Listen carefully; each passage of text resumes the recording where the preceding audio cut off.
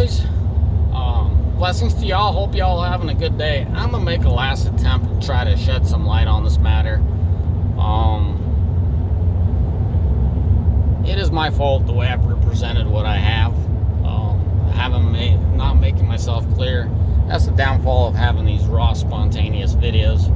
I saw a video last night. The guy made a point. He had a solid point, but for him it was, solid in what he had to say. Is all the facts are straight there. But for what I'm talking about, it's irrelevant. So this is where I wanted to make another attempt for those new guys that are trying to buy the big three. Oh, by the way, the guy that made come on, dude, maintain your lane. Anyway, sorry guys, the trucker can't maintain his lane. Anyway, so what I was trying to say, the guy, shoot, what's his name? I forgot his name, but he runs the channel Car and Play. Awesome fella, nothing but good things to say. Solid guy. Anyways, but as far as I could see, that's it. Nothing but positivity his way. From one working guy to another, props. So yeah, no bashing, no naysaying, nothing. Anything, all but good things to say about the guy. But he helped me realize that what I'm talking about is completely different than what he's underlining and how he understood it. And I also realized in the comment section that a lot of people understood it the same way. So let's shed some light. My video, I was talking about the Ford staying pinned close to red line. Yeah, that's a fact. What he brought up is he's loading up 25,000 pounds and he's going down there. That's irrelevant to what I'm saying. And of course, it is my fault for presenting it the way I did, because seems like that's how a lot of people understood it. As long as the weight there, it matters. No, guys, absolutely two different beasts. I'll tell you something right now. 30,000 pounds is easier than 25,000 pounds that I'm talking about. And some of you guys are gonna fall off your chair and start, sending nasty comments in the comment section. Guys, please listen, and Lord help me break it down to what I'm trying to say here. It's very simple, but it seems like I screwed up the first time. So here you go. So 25,000 pounds is a baseline, and I'm gonna say 25,000 because plus minus 1,000 pounds, y'all truckers know it don't make a big difference here with these high power vehicles. But the second part that was clearly missed by me to represent it this way is a parachute load that it will take to do it in the matter that I'm talking about. So in a scenario where you're hauling a container, actually, you know what, I'm gonna try to find a picture where I took a picture of my truck from the front, and you could see how much taller the container is than the pickup and all that headwind. Some ice have those, I think they're called cab visors, that deflects the wind and makes it quote-unquote more aerodynamic. Well, my pickup doesn't have that. So these are the scenarios. So a new guy in the market, because all three are such fabulous trucks, it's going to be hard. Someone with no experience is going to have one heck of a time trying to pick their truck. And here, Mr. Polywally is talking about an extreme case scenario. So y'all need to understand this. What I'm talking about, and I have no problem taking 25,000 pounds, but a brick wall behind you. I'm talking about a container. I'm talking about a load that's, 11, 12 feet wide and 11 feet tall load. Nothing but a brick wall. There's no aerodynamics. It ain't, nothing circular. It's just a big old wall, flat. You got to plow through the air like a lot of people like to do, 65 miles an hour. Now, to top it off, we live around hills. Rolling hills don't count, guys. Rolling hills has nothing to do with this. All three of them are going to do fine, especially around town. It doesn't matter what truck you go through. I'm talking a scenario, an extreme case scenario. You're trying to maintain 65 miles an hour up a 10-mile hill at 6%. Typical average good truck owner is going to watch his temps, right? Coolant, trans, oil, boost. But something that a lot of people don't watch are their air intake temps. Now, the air intakes are very important, because when you're climbing, you're losing efficiencies in two worlds. So your intercooler is getting warmer, so the air that's coming into the truck, or should I say into the engine, is warmer, and it keeps getting warmer as you're climbing that hill. So you're losing efficiency there, and with altitude, you're losing efficiency with your air. So it's a double deal there, and it's killing you. So that's what I'm talking about. I ain't talking about 30,000. I mean, for a matter of fact, 30,000 pounds low profile steel is a whole lot easier on your truck than 25,000 pounds of brick wall. You guys, you know, if you've never hauled a brick wall, I say you should refrain from commenting. Now, if you've hauled high cube, and I'm gonna use a container because it's fairly industry standard to haul a container. A high cube, a regular cube's easier, a high cube's harder. It just adds more drag to the equation. So, with the weight is not the issue, guys. It's there, it's a factor, but the biggest issue is the brick wall that you got to plow through. Now, the Duramax and the Powerstroke make their power up top. There's nothing wrong with it rubbing high. And no, you're not going to pull these hills at 2 or 2.5. You are not going to pull this hill at 2.5 at 25,000 pounds and a brick wall. Once again, I am not bashing on a single soul. I'm just repeating what I've said, hopefully in a more transparent way of doing it, so y'all can understand. Okay, extreme case scenario. This isn't for everybody, but if you're in the market looking for a truck, just think about it. What am I going to use this truck? If you want to haul containers fairly consistent, you should really consider what I'm saying. On the interstate at 65 miles an hour, and you got passes to climb. No rolling hills, man. Who cares about that stuff? Once again, I got to bring up my buddy because he's an old school trucker. His N14 got the best gas mileage. Well, I'm exaggerating that, but it had really good gas mileage. And then he came to the Pacific Northwest and he's like, crap. What the heck, Paul? This sucks, man. This thing's a, gas guzzler. I guess a diesel guzzler. My MPG suck. Well, yeah, dude. You got different landscape. Rolling hills do nothing compared to a long, steady hill. Now, for the boys that do haul containers, please hop in.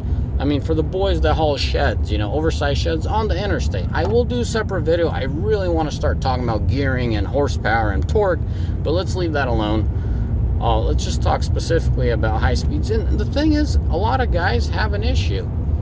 Go on the forums. I can't maintain 65 miles an hour going up a pass. I'm upset. What do? People want power. So that is what I'm talking about. If you could care 2 rips at climbing at 35, 40 miles an hour, all 3 of them are going to do it just fine. Well, matter of fact, the Duramax and the Powerstroke have more power up top. So, technically, you will pull that hill faster than a Cummins could, technically. But the Cummins is going to be pulling it at 2,200. And then the Powerstroke, the Cummins is going to be pulling it at 2,200, 2,300, and then the Powerstroke is going to be pulling it at right about the 3.5. If you're trying to push for 70, you're going to be even closer to red line.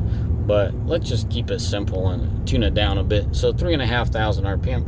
And for you boys that hold, I know I'm repeating it. For you boys that hold high cubes through passes, I don't know out there on the East Coast, but out here, I know Pennsylvania is pretty bad with rolling hills and some extensive hills, but I'm talking about a good old 10-mile hill climb, like you're losing efficiency because you're heating things up, you're losing efficiency because altitude. That's it. That's extreme case scenario.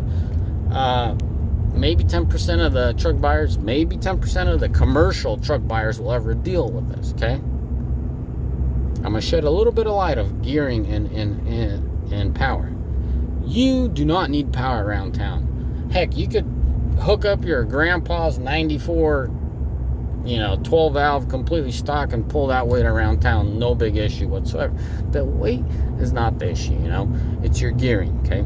Now, when you get into the high speeds and you're trying to push that brick wall through the air is what's killing you. It's not really all that much weight. Like I know this is off subject, but it is relevant. You could take my 7.3, right? I could haul 26,000 pounds on it all day, and it'll be okay. In the hills, it'll be okay. On the flats, it does just fine. So let's just use that Columbia pole, 10 miles, or the other one. But anyways, let's just say a hill climb, a decent hill climb, not a 5-second, not a half a minute. I'm talking about you're climbing a hill for more than 5 minutes. Let's just keep it that. Let things really heat up. You know what I mean? So you're hauling a hill for more than 5 minutes. That Powerstroke is going to do my 7.3. Now, this is a different animal. I get it, but I'm showing you how dinosauric you could go, how old school you could go with something aerodynamic. Give it a little bit of power, and if the load's aerodynamic and you got 25,000 pounds, you could choo-choo all day, not an issue. Yeah, probably not a 65, but you'll maintain your 55 or whatever you're shooting for. Ain't gonna go under 50, that's for sure. Now, I can't say it any simpler way. I'm gonna rephrase everything. In an extreme case scenario, if you're hauling brick loads, wide loads, like a brick wall, 8, 10, 12 feet wide, 10, 11 feet tall, brick loads, trying to maintain 65 miles an hour through a pass, and you're pulling passes, you're pulling hills more than 5 minutes at a time. I mean, you're just at a steady hill climb, you know what I mean? Semis are doing 25, 30. The big dogs are doing 45, 50 on their good old cats, and they're just freaking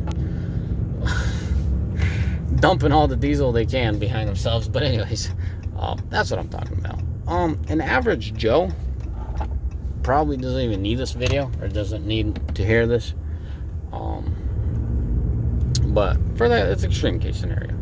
Now, if you're hot shotting fairly flat, don't worry about it. Nothing really to worry about. Pick your truck, go on. They're all three great.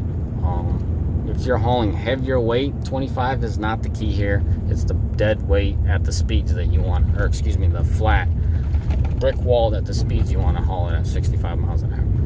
That's all it is. Now, yeah, I'm gonna have to wrap up this video. This video is specifically to shed some light on that and leave it there. I will make other videos about gearing and power and what you need and what you don't need, as far as basics. I'm not talking about what you want. I'm saying what you need.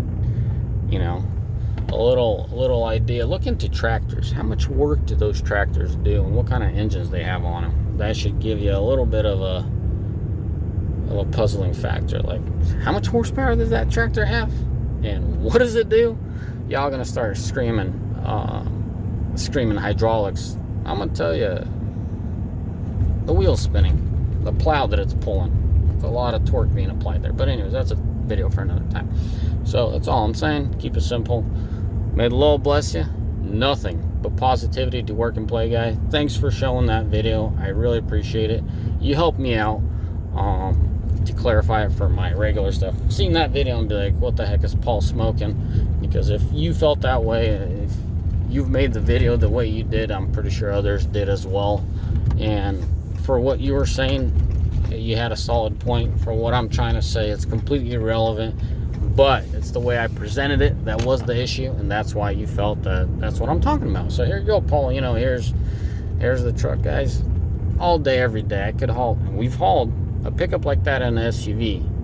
Not quite the 25,000 pounds, but who cares? It ain't the brick wall, and it does it just fine. That's not my issue. The Powerstroke ain't gonna scream 3.5 at that point either.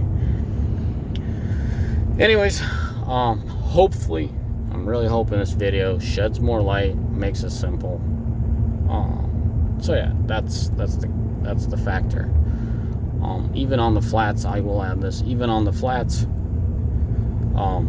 you won't be maintaining 1600 RPM, 65 miles an hour with a little bit of rolling hills like the Cummins can. I should have done a video. Yesterday I was pulling a can. 1600 RPM. They're just doing a little bit of rolling hills, nothing big, and they're just maintaining it. I mean, the turbo's working, but it's that torque. And there's absolutely, I'm repeating myself, there's absolutely nothing wrong with the way the Powerstroke does it. That's the way they make their power, high end. But for me, I just don't like it. It's a lot of fuel, and that's a lot of heat.